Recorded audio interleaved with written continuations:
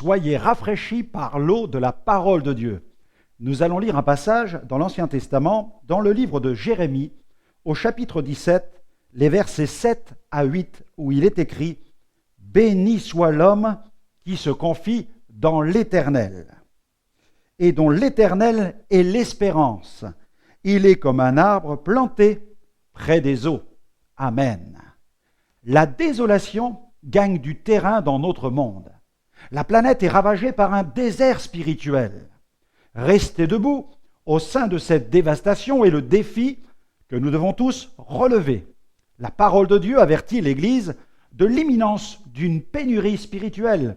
Et cette pénurie sera sans précédent et gagnera la planète entière.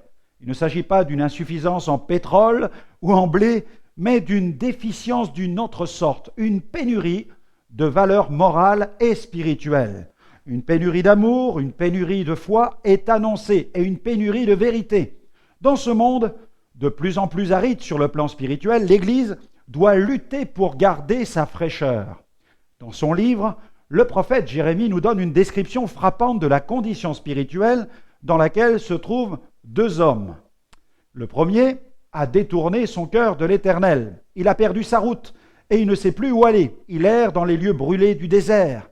Il s'est égaré et sa vie spirituelle est stérile. Il ne porte pas de fruits. Le second, quant à lui, est un homme qui se confie en Dieu. Il le connaît et la bénédiction divine repose sur sa vie.